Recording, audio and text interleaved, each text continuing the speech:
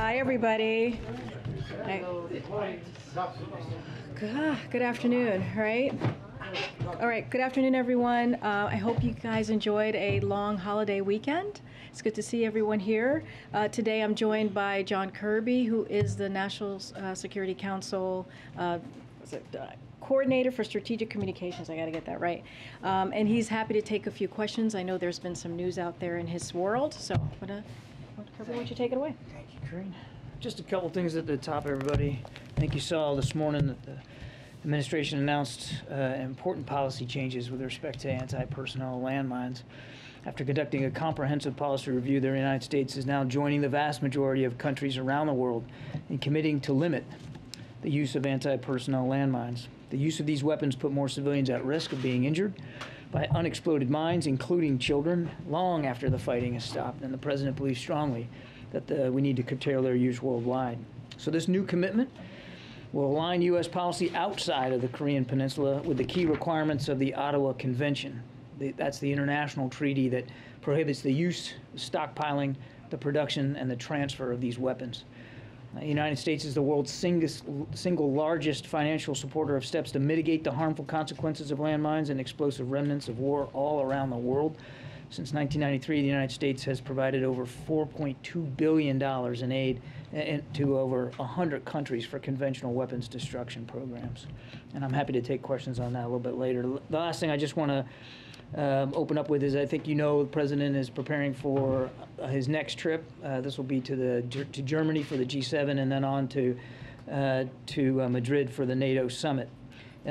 He came into office with the express purpose of revitalizing and reinforcing our allies, our alliances, and our partnerships around the world, and that's exactly what he's done with the G7 and with NATO. His leadership and diplomacy elevated these partnerships as central to meeting the biggest challenges of our time and advanced our shared values to define the decades to come. He has been unafraid to use the convening power of the United States, which is still ample, still relevant, still viable. The free world has demonstrated incredible unity and resolve to advance three key objectives that I think you're going to see are essential to this trip. And we're going to get some time a little bit later on in the week to preview the trip with more detail. But I'll just tell you, these are the three overarching objectives the President has. One, reinforcing our unwavering support of a democratic, sovereign, and prosperous Ukraine and holding Russia accountable for its war of aggression. Two, managing the disruptions in the global economy, including energy and food prices that are caused by this war of aggression that are impacting families all over the world, including here at home. And three, charting an affirmative vision for the world in which democracies can deliver and that we are confident will win over autocratic and corrupt visions. Again, we'll have more to share later in the week, including a background call I think we're going to be doing here in the next day or so, and you guys all get an invitation to that. So with that, we'll take some questions. Thanks, John. What can you tell us about this second American who appears to have died in combat in Ukraine? Don't know a whole lot, but I think you saw the State Department has confirmed that another American citizen has been killed in the fighting in Ukraine, and I'd point you to State for more details on that. Obviously, at the outset, our hearts go out to the family, which are clearly enduring an incredible grief here. Again, we want to stress that this is not the place or the time for Americans to go to Ukraine. It is a war.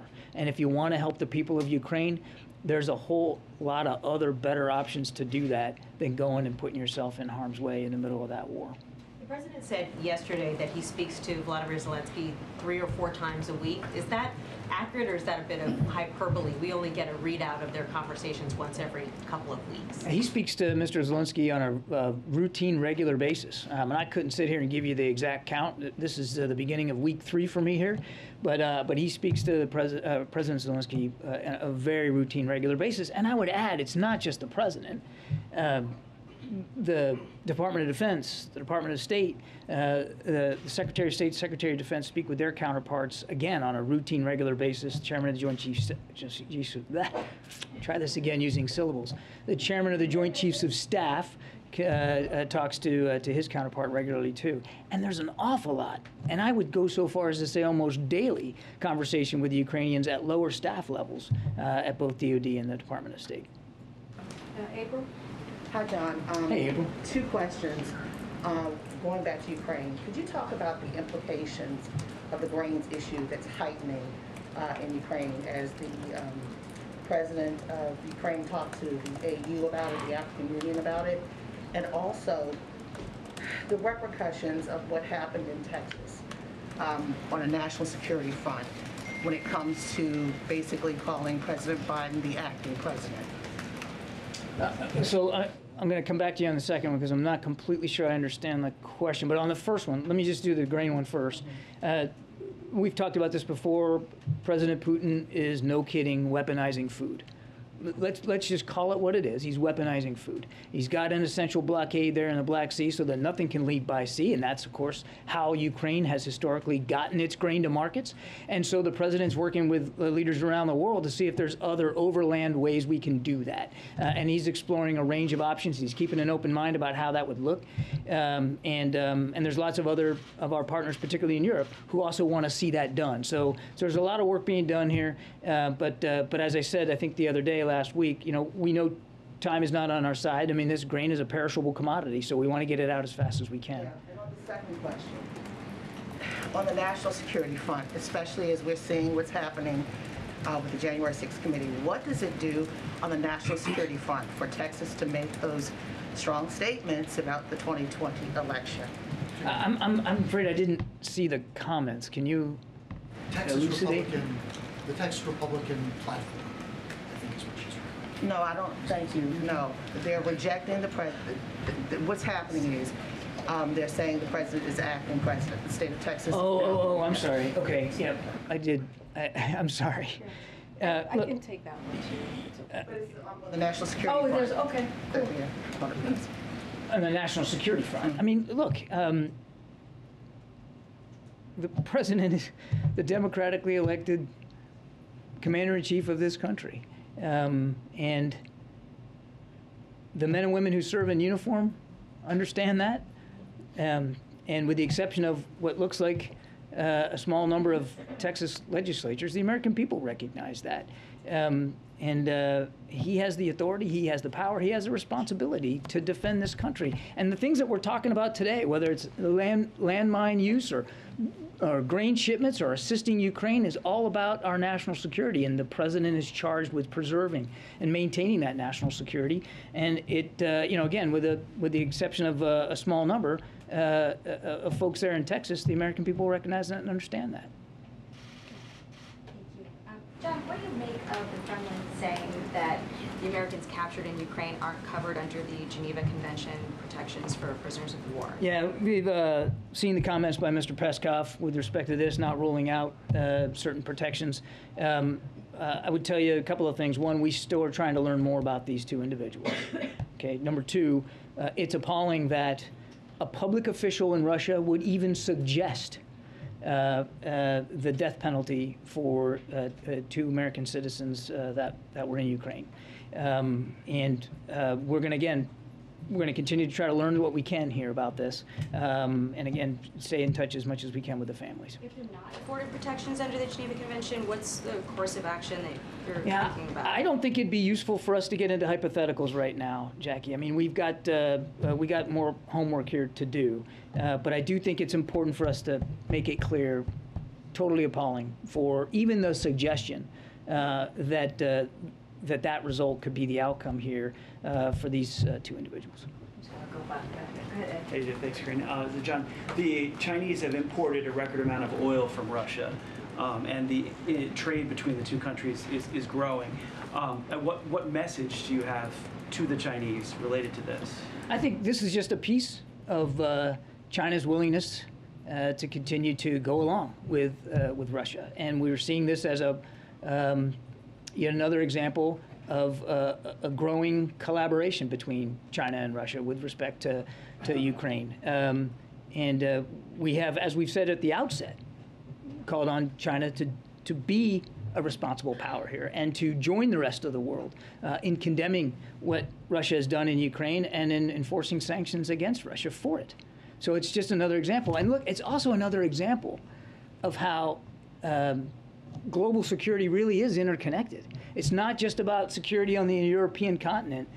it's connected. What's happening in Ukraine, this is a perfect example of how it's connected to national security, our national security interests, and those of allies and partners in the Indo-Pacific as well. But at what point do they rise to the level where they're breaking sanctions or pushing the line for those sanctions that the U.S. Would like to impose? Well, again, they haven't been participants in the sanction regime so far. Go ahead, you do the follow-up. Thanks, John. Also, India has been buying a lot of the Russian oil that the Europeans aren't buying. So how does the administration keep financial pressure on Russia? And what does this say about U.S.-Indian relations that Prime Minister Modi is making these purchases? Yeah, India is also a very key strategic partner in the Indo-Pacific region. And there's many ways that partnership represents itself both in defense and security, economic as well. I think we'll let Indian leaders speak to their economic policies.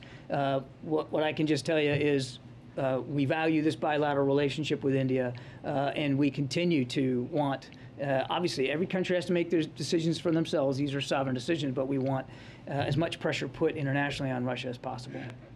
There needs to be, just last point, there needs to be costs and consequences for what Mr. Putin is doing.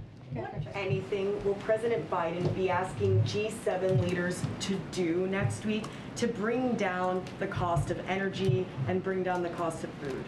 I'm not going to get ahead of the agenda too much today. We'll have more to talk about the trip in the next day or so with more specifics. So I'm not really prepared today to go into too much detail. But as I said in my opening comments, one of the objectives that the president has here for the G7 is to talk to international leaders inside the G7 about supply chain issues, food and fuel supply around the world, and try to minimize the pressures that it has put populations all over the world. But we'll have more a little bit later. Is there anything that you think that they can do working in coordination to prevent a global recession? I think leadership matters a lot here. Multilateral leadership matters a lot because this isn't just affecting the United States, it's affecting the whole world. And I know the president's looking forward to having discussions with world leaders about what together they can do, whether it's increased production or less, more capacity for refining, less dependence, and this is one of the reasons, the president is so committed to clean energy here in this country.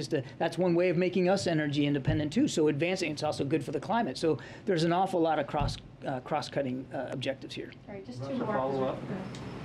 Do you believe, John, the Peskov comments, obviously in coordination with Vladimir Putin, do you believe they're about more than the discrete facts involving these Americans, but a signal, a larger sort of tactical signal to the American president, to the government, about ways they can use American citizens as a part of this conflict? I gave up a long time ago trying to get inside Mr. Peskov's head, certainly Mr. Putin's. It's hard to know with great accuracy the answer to your question. But either way, it's equally alarming. Whether they actually mean what they're saying here and that this could be an outcome, that they could levy a death penalty against 2 Americans that were fighting in Ukraine, or that they just feel it's a responsible thing for a major power to do, to talk about doing this as a way of signaling the President of the United States and the American people. Either one of them is equally alarming, and that's why, again, we find it appalling. Yeah, go ahead. Thank you. John, why the United States is trying to block the African countries to work with Russia? There is a discussion going on right now at the Senate that the United States is trying to force basically the African countries not to work with Russia. I don't know if you're aware, Russia have relation with many African countries, and Angola is one of them, and many other countries. But right now, it looks like there is a discussion going on at the Senate that the United States is trying to make African countries not to work with Russia. In the beginning, President Biden said that he will work with all nations, Europe, Asia, and even African countries diplomatically. Why don't let the African countries decide who to work with instead of just impose them not to work with, for example, Russia? Yeah, I can't speak for the discussions that are going on in the Senate about this, but you kind of answered the question yourself when you went back to what the president has long said about his foreign policy objectives and goals. Look, he respects and understands that sovereign nations make sovereign decisions. Sovereign nations get to decide who they're going to associate with or who they're not going to associate with. He understands that. He also understands, and I think has been very clear with leaders around the world, that there needs to be consequences for what Mr. Putin is doing in Ukraine. There needs to be costs. He needs to be held accountable for this unprovoked war of aggression. And so it's difficult for him to look at countries around the world who might be willing not to impose those consequences, who might be looking for ways to reward Mr. Putin for what he's doing in Ukraine. So it's a principle. Forcing countries not to work with Russia. This isn't about, ma'am. Them decide. No, ma'am. This is not about forcing. And again, I can't speak to the language you're talking about from the Senate. This isn't about forcing anybody. It's about standing up for a principle. The principle here is the principle of sovereignty. So it cuts both ways. You know, obviously, sovereign nations need to be able to make their own decisions. The president understands that. That's why, you know, when we were talking about whether Ukraine would or wouldn't join NATO, it's not up to Mr. Putin to get a veto on that. Sovereign nations have to make that decision, and so does the NATO alliance. He understands the sovereign decisions that nations in Africa have to make. But he also believes and stands strongly on the principle that Mr. Putin needs to suffer consequences for this war of aggression, consequences around the world as well. And so he doesn't believe that it's in the interests of what's going on in Ukraine or European security, for that matter, for Mr. Putin to be able to get off scot-free here. And when the president will travel to Africa, John, he traveled to Europe, Asia, but not Africa. When? I don't have a trip announcement to make today. Mr. Kerry, is the president tracking the situation in Ethiopia? Yes, he is. And also on the billions of dollars that have flown to Ukraine, how much of that money has gone to gun manufacturers in the U.S.?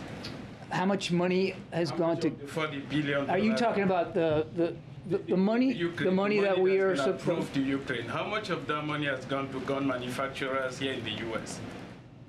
Okay, if you mean defense contractors, we can give you that, and we can have somebody get you the amount of contracts that are going to be or are being let under the Ukraine Security Assistance Initiative. This is for defense articles, weapons and systems that Ukraine needs. If you're asking me how many are going, you mean like firearm manufacturers here in the United States? Yes. How much of them, all the money that has gone to Ukraine, how much of that money actually goes to Ukraine? To the degree that we supply small arms and ammunition, right, to Ukraine, we can get you that figure. I don't have it handy, but that's small arms and ammunition, combat arms that they're using in the field. And, you know, we get caught up a lot talking about HIMARS, right? Long-range rocket systems and artillery systems and tanks and all that. All those big-ticket items that the Ukrainians say they need, and it's true they do. But what they'll also tell you is that the bullets and the small arms are making a big difference every single day, because the fighting in the Donbass is close combat. A lot of long-range fires, lots of artillery, no question. But it's a lot of small arms combat, too. So we forget about that. It's an important set of defense articles and systems that we've been sending to Ukraine, and we're going to continue to do it for as long as we can. But as for the exact figures, I'd have to get that for you. President Biden's response to Israel that has been threatened by Russia.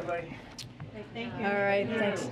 We don't have a lot of time, guys, because we have to leave at 1:45, I believe, for the president's local travel. Okay, so I have something really quick at the top, and then I'll take a question. So today, President Biden and First Lady are visiting a local COVID-19 vaccination clinic hosted by the DC Health to highlight the recent authorization and recommendation of COVID-19 vaccines for children under the age of 5. This weekend, the CDC formally recommended use of the COVID-19 vaccine for this age group following the FDA's authorization on June 17th.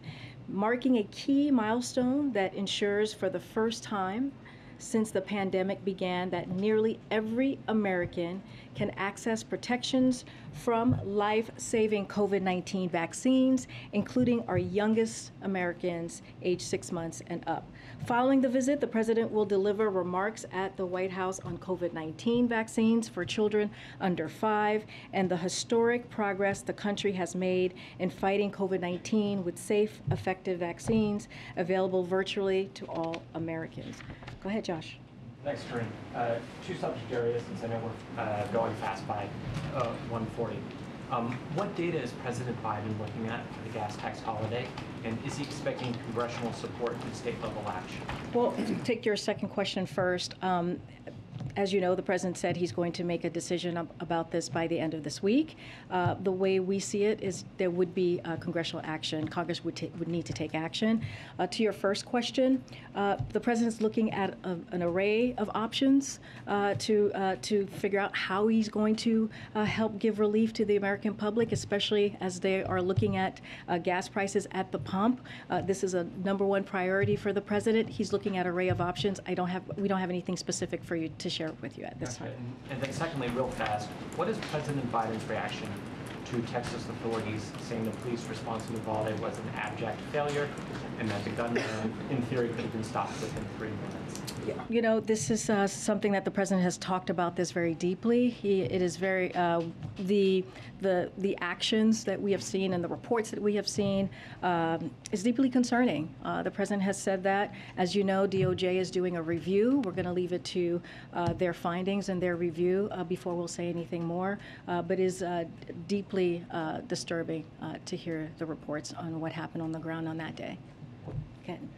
On the issue of the federal gas tax, has the White House started reaching out to Congress yet on this, working with members to try and get them on board with this? Because as you know, you would of course need their approval for any suspension. Absolutely, we would definitely, as I said, need Congress to act on this. I can't lay out, I don't have anything to lay out on any outreach that we've made to Congress. The president, as you all know, understands the stress that the American public is feeling across the country. This is why he has taken action himself when it comes to tapping the Strategic Petroleum Reserve, a historic amount of oil, 1 million of barrels of oil a day, I should say, just to be exact, and also getting his partners to do 240 million barrels as well. There's the ethanol 15, as he has been able to make sure that we give relief to thousands of Americans across the country. So this is something that has been a complete priority for the president. I don't have anything specific to lay out about meetings coming up or meetings that have happened. And the president said he's not planning to sit down with any oil and gas CEOs as he makes this decision. Why not? So as I can confirm here, I know it's been kind of been reported out there, Secretary Granholm is going to be meeting with the 7 CEOs on Thursday, this coming Thursday. That's the first step that he wanted to make sure happen. Remember, our goal is to make sure that we have a sit-down conversation where we come up with solutions, that we work with the CEOs and figure out what else that we can do to move that capacity forward. So the meeting is happening on Thursday with Secretary Granholm, and she's going to sit down with the CEOs, and hopefully we have some solutions that come out of the meeting. The first step is but the president's not ruling out meeting with them. No, the president spoke to this himself yesterday, which is like he's not going to be meeting with the CEOs. I'll let that stand and speak for himself. The way that we view this is, what I mean by first step is they're going to sit down, have a conversation. The second step is coming up with solution and ideas. The president said last week that there's no inevitability around a recession, but there is a greater deal of market concern about exactly that. And I know that inflation is your #1 concern, but can you talk a little bit about if you're doing anything at all to prevent a recession or a rise in unemployment?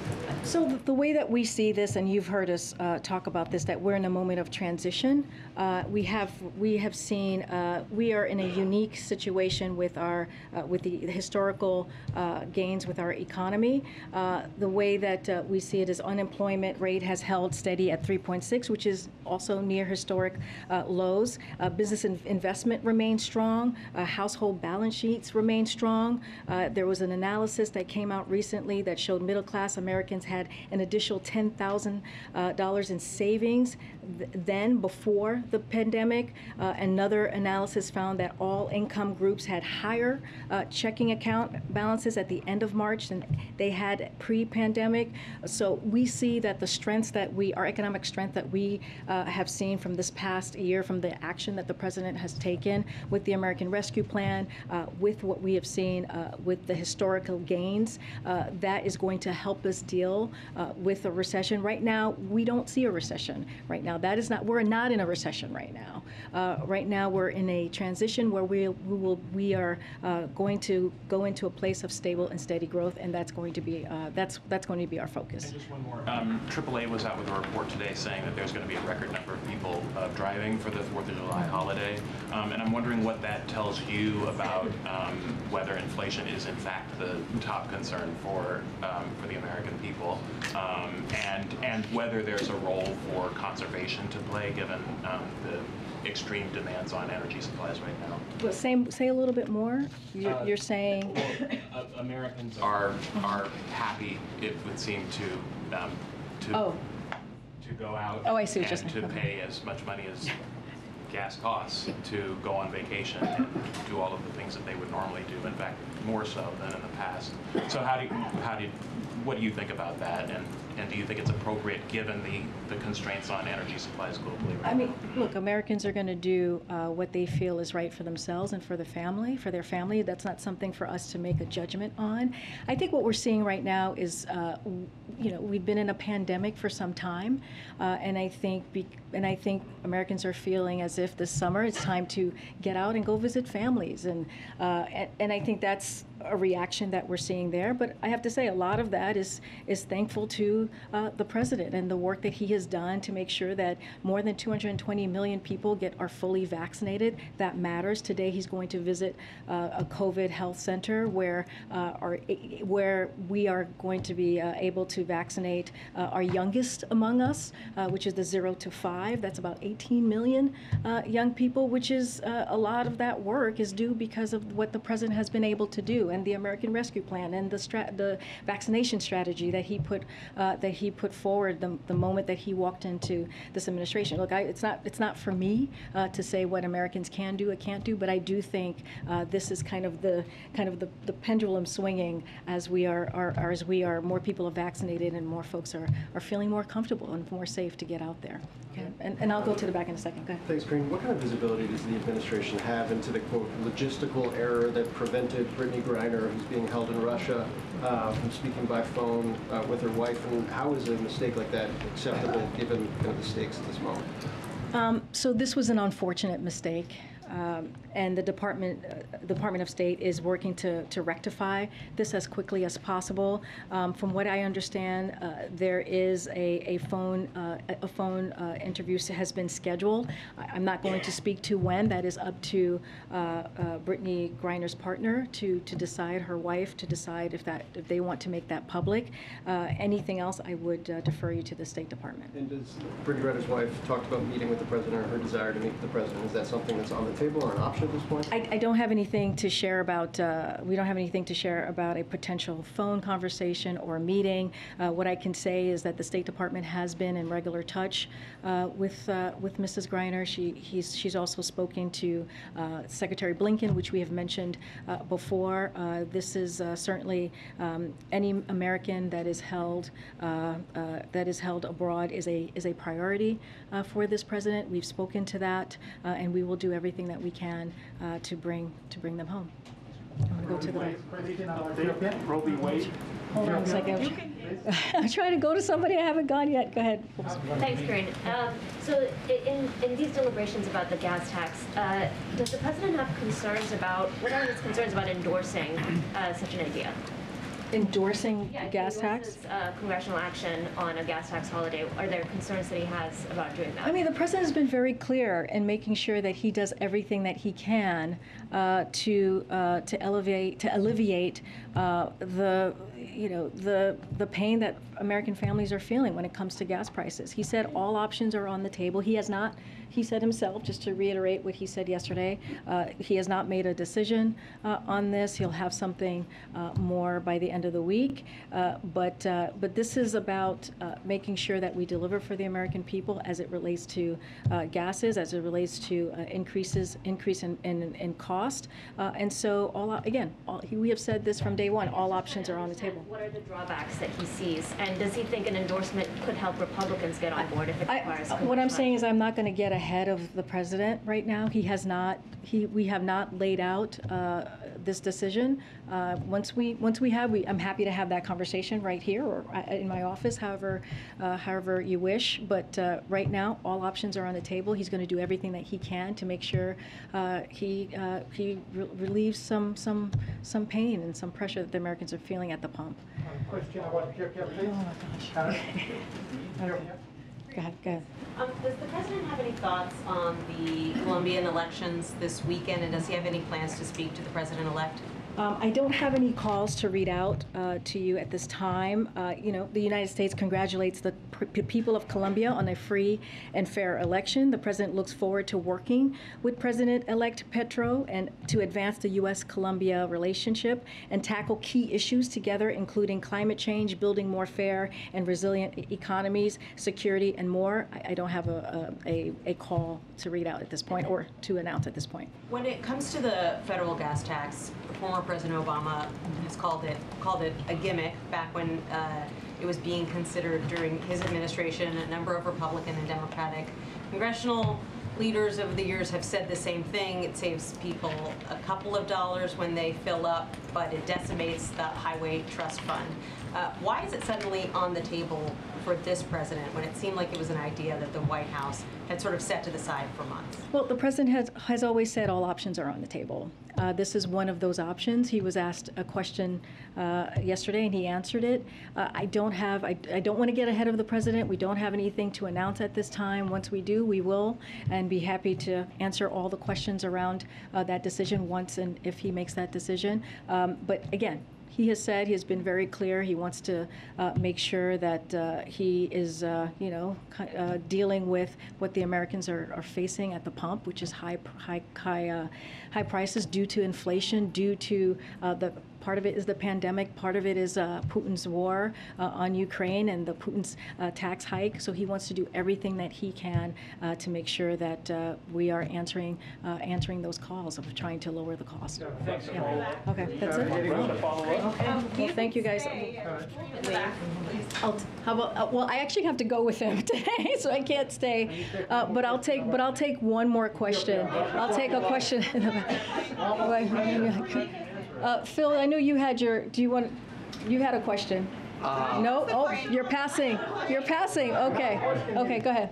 Go ahead. Can you confirm that the White House intends to issue a rule on reducing nicotine levels in cigarettes, and if so, can you give us some details about that? I'm not going to comment on any leak information. I have no final decision to preview at this time. But what I can say is one of the president's key unity agenda item is ending cancer as we know it, including by reigniting the Cancer Moonshot Initiative. Already have been steps from the FDA to address the impact other tobacco products like methanol and flavored cigars have on the American people, as I mentioned here before. And I will take this opportunity to remind everyone that what the Office of Management and Budget regulatory agenda is and is not. Agencies place on the regulatory agenda a list of all the proposed and final rules they are currently planning to issue in the months ahead. However, no policy decision has been made at this time, and I don't have anything else to preview for you at this time. Okay, we'll see you guys tomorrow.